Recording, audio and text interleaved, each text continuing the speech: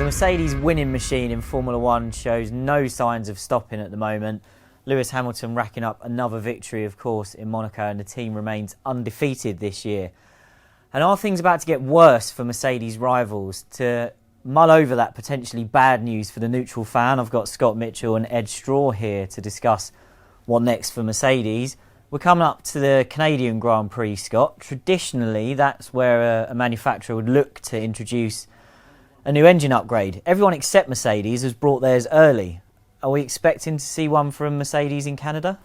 Well, Lewis Hamilton certainly is. He told us after the Monaco Grand Prix that among the various things that he wants to see as a step forward from the team, whether it's operationally, upgrades on the car or the engine itself, he is expecting to have a new engine in Montreal. And I'd be amazed if that new engine was which is a new version of the original spec. You're right, Mercedes is the only manufacturer that hasn't brought an upgrade yet.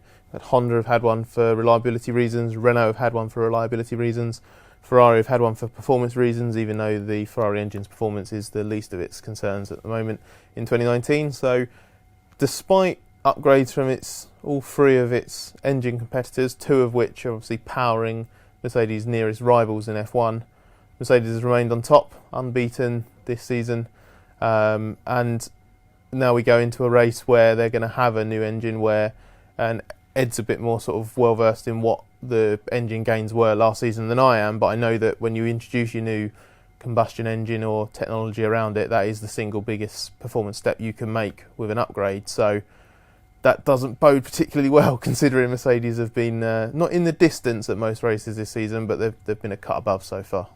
That's the thing, isn't it, Ed? Is this really bad news for the other teams and manufacturers on the grid? Because while those new engines have been coming in from the rivals, Mercedes have kept winning. So is there a risk that if they do bring a decent step to Canada, they're going to be out of sight? Very, very possible. Like Scott mentioned, the two biggest performance steps they had in terms of the gain were the two engine packages that they brought in last year, which is actually the French Grand Prix and Spa. They were going to bring the new engine to Canada, but they had some slight, tiny reliability question marks. They just wanted to do a little bit more proving on the dyno. That might be something they're going through now before they decide whether or not they can bring the engine to Canada. They won't take any risks with it. But yeah, if they bring the upgraded engine package, it's just going to put them further ahead. They're already well ahead. It could put them streets ahead the way they're going. So yeah, you would be worried, because this is your big opportunity to get a big bite of pace, and there's no evidence really that Mercedes has pushed up against that ceiling of what's possible. They've almost surprised themselves with how much they found. Certainly their opposition have been surprised by that, because they sort of think, well, we've made these gains, Mercedes can't possibly be finding more, and it's like, oh, they have. And these engines, they're so complex. There are loads of areas you can make gains, and there's so many different ways of doing it. It's not just in terms of your fundamental designs and your materials. There's all these complex systems going on, and combustion and the way you operate the airs. It's incredibly complicated. So I'm sure there'll be still the opportunity for Mercedes to take a good step, and Montreal will be a nice circuit to have it, because it is a circuit where power is beneficial. So they'll want it for there. But I also think Mercedes won't take any chances. So if there's even the tiniest question mark, they will make sure that they put it back just in case. But there's no sign there's any particular problem at the moment. I feel bad because while Ed was speaking, I had a little bit of a smirk, and it's just because this is such a serious topic. But a thought crossed my mind, which is that obviously when you have an engine run for as long as Mercedes has, 6 Grand Prix weekends so far, obviously as that mileage goes up, the performance peak will go slightly. I'm sure not much. I'm sure that it is a big part of what they do, is making sure there isn't that massive performance drop off, but how hard you can push it and all of that is affected, and they've still ended up on top. And I know Monaco is a good one where you can have, if you've got an engine on its last legs, Monaco is a pretty good one. It must be the least power dependent circuit on the calendar. Very, very low amount at full throttle and all of that. So that's quite a good one, but you still need that overall performance. And they're not untouchable, but they're still unbeatable. And I just find that so daunting. If this engine upgrade comes in, whether it's in Canada or France, and it works as well as they've done in the past, then I hope Red Bull and Ferrari have something up their sleeves. But it's true, you do get degradation on the engines as they grow. And actually, Bahrain's not a great race in that regard because there's sort of sand particles and that kind of thing. You can't filter everything out. So, yeah, the fact that you're still able to perform well with it at this stage is a bad sign. But Mercedes' reliability with these engines, if you look at the amount of grid penalties that they've taken in the hybrid era, going all the way back to 2014, not very many, and only when there's a specific problem. So, yeah, Mercedes are massively on top of this. Let's stick on the daunting theme and let's talk about the man Lewis Hamilton. He's made some interesting comments, Scott, saying that he rates his performances so far this season as average. Given the domination that he and Mercedes, with Valtteri Bottas as well, have shown so far this year, what is he on about?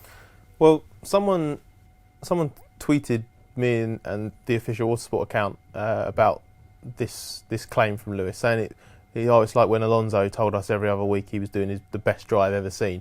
But it's not, because Lewis is actually quite honest, and it's fairly obvious when he's in a bit of a boasting mood. If he feels he's nailed it, he'll say he's nailed it.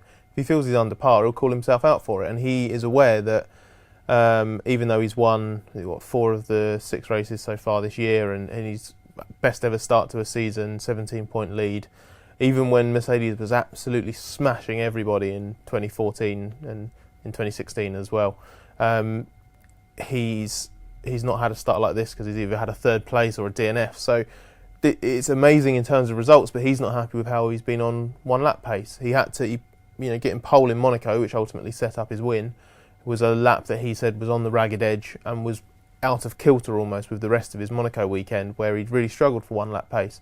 He's not quite got the most out of these thinner gauge Pirelli tyres that have changed for 2019. Valtteri Bottas, his teammate, has started the year really well on that side. So the benchmark that Hamilton has to respond to is a strong one, and he's just a bit frustrated because he sort of sees a weakness and he's not 100% on top of resolving that weakness at the moment. But he will get there because he always comes on strong through the season, and we're going to go to a bunch of circuits after Canada. Canada will be interesting because it's not... Obviously, he had his first win in F1 there, but last year he was a bit nowhere last year, wasn't he? You did that race instead of me last year, didn't you, Glenn? So I'm to blame. But he has those moments where Bottas can have those strong weekends, maybe Lewis dips. That was one of Lewis's ones last year. If he comes through that like he did Monaco, then similar to Mercedes versus the rest in the constructors' side, I'm a bit fearful of what a Hamilton win in Montreal does for the title race on the driver's side as well. I think it's a question of the car dynamics that Hamilton likes, particularly for the 1 lap stuff. He's very good, hard on the brakes, strong front end, rotate the rear as he wants. That works really well for him. Bottas tends to be a little bit stronger when the front isn't quite so strong, that you don't have to pivot quite so aggressively.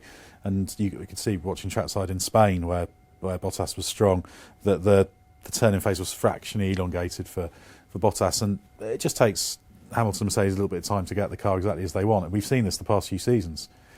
The other thing we should say is that average performance for Lewis Hamilton is not average performance, is it, by anyone else's standards? He's a fantastically good Grand Prix driver. When he's at his best, close to unbeatable. It takes one of the few other genuinely great drivers out there to be at their best, to be on a par with him.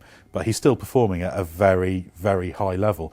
But I think what we saw, particularly from what he learned from the battle with Rosberg that he lost at, is he realises you have to be the driver who leaves no stone unturned.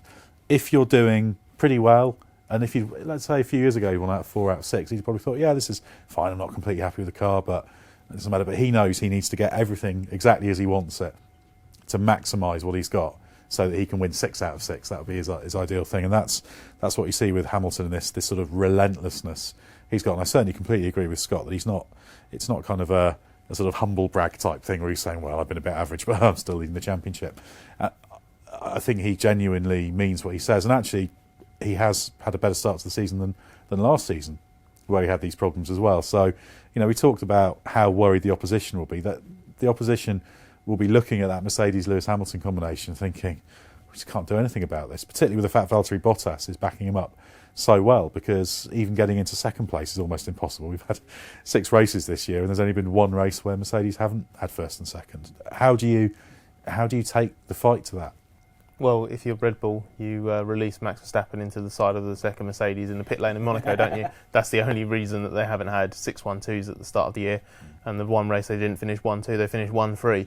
As a package, as a car, as an engine, as a world championship leader, there don't seem to be any chinks in the Mercedes armour at the moment, which is just, as we've said before, so daunting for the rest of the grid.